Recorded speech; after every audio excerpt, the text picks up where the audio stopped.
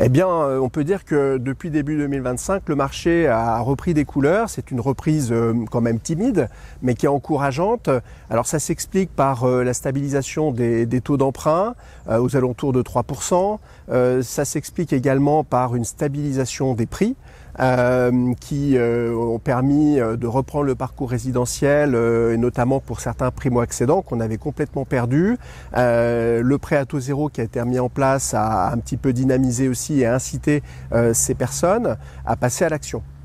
Ensuite, une relative stabilité politique depuis le début de l'année a permis un petit peu de rassurer aussi les personnes candidates à l'acquisition, et même si évidemment là en ce début septembre on a toutes les craintes sur une instabilité de nouveau politique. Qui peut déstabiliser le marché, mais on y reviendra dans quelques instants.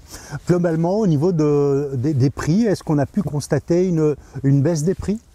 Alors les prix n'ont pas véritablement baissé, il y a eu plutôt une correction, une stabilisation, mais quand les prix n'augmentent pas, c'est déjà plutôt une baisse finalement, puisque depuis de nombreuses années, on avait connu des hausses très importantes sur nos territoires. Donc ça incite quand même les personnes à faire le bon coup, d'autant que les taux d'intérêt n'est pas garanti qu'ils ne remontent pas. C'est quand même des choses qui circulent et c'est certainement le bon moment pour concrétiser son projet.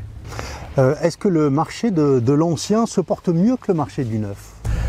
Oui, le marché de l'ancien se porte mieux pour une simple et bonne raison, c'est que les prix sont légèrement ou même assez nettement en dessous que les prix du neuf.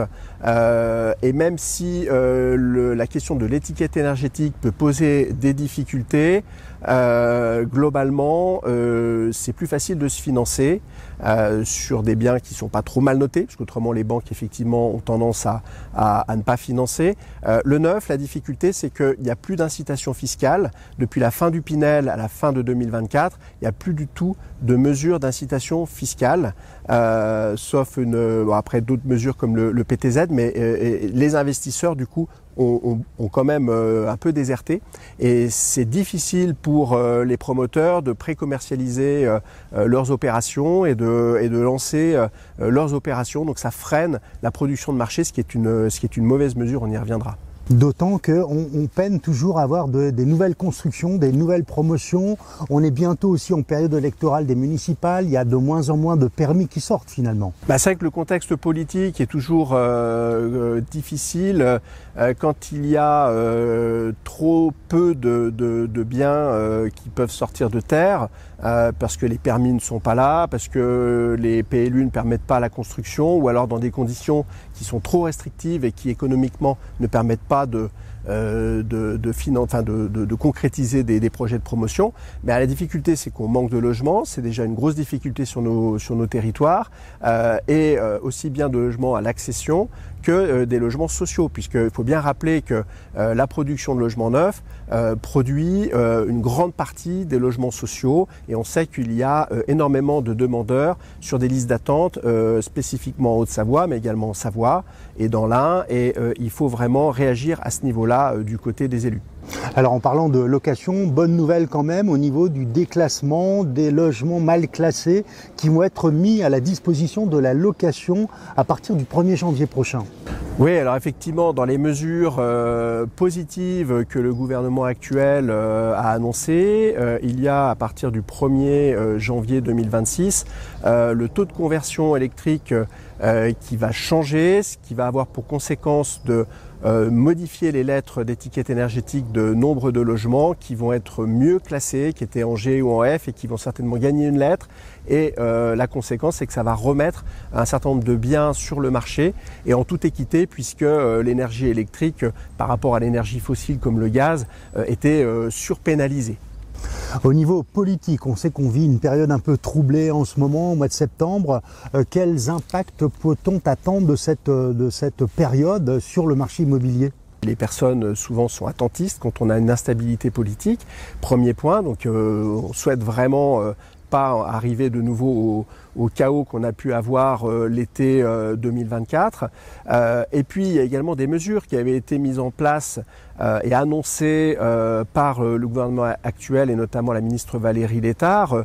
En premier lieu, le statut du bailleur privé qui va en principe être présenté dans le discours de politique générale du Premier ministre le 8 septembre et qui a pour objet d'inciter l'investissement locatif par la mise en place d'un amortissement aussi bien dans le neuf que dans l'ancien, et avec ce qui est proposé des exonérations d'impôts après 20 ans de détention, exonération d'impôts sur le revenu et prélèvements sociaux après 20 ans de détention. Donc c'est ce qui est dans les tuyaux entre guillemets.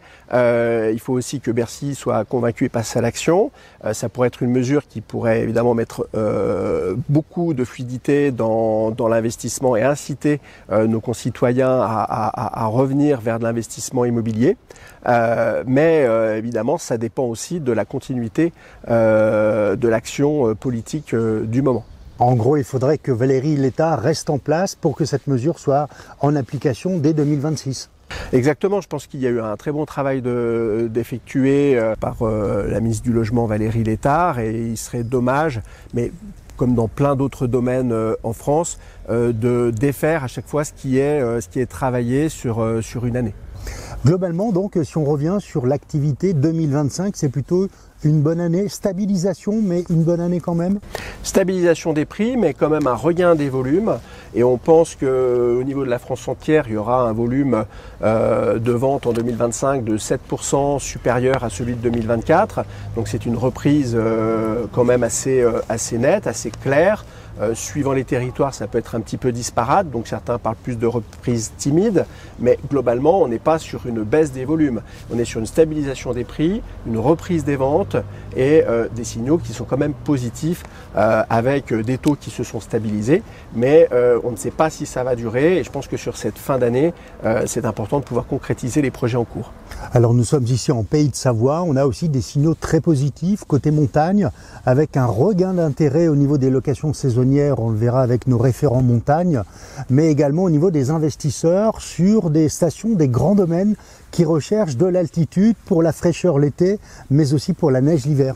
Absolument, c'est vrai que nos territoires offrent des lieux de villégiature qui sont extrêmement prisés par les Français, mais également par une clientèle étrangère qui aime beaucoup venir en montagne. Et ça, c'est vraiment des signaux extrêmement positifs. Le marché se porte bien, c'est vrai qu'il est toujours en hausse d'une manière générale, donc c'est toujours des bons investissements, plutôt plaisir, patrimoniaux. Et évidemment, les stations grand domaine ou d'altitude tirent leur épingle du jeu par rapport à l'enneigement qui a tendance à remonter un petit peu d'année en année. Donc sur une prévision 20 ans, c'est sûr qu'on se dit c'est mieux d'investir dans une station qui va avoir si on aime faire du ski, qui va avoir des remontées mécaniques qui vont aller s'approcher de 2005-3000 mètres d'altitude. C'est plus difficile pour les stations de moyenne montagne, mais celles-ci font énormément d'efforts en termes de diversification d'activités, aussi bien l'été que l'hiver. Et je pense qu'il y a un gros dynamisme également sur nos territoires à ce niveau-là. Et il y a encore de belles années devant nous pour le tourisme et on peut que s'en réjouir. C'est plutôt encourageant donc pour l'avenir. Absolument. Merci, Président. Merci.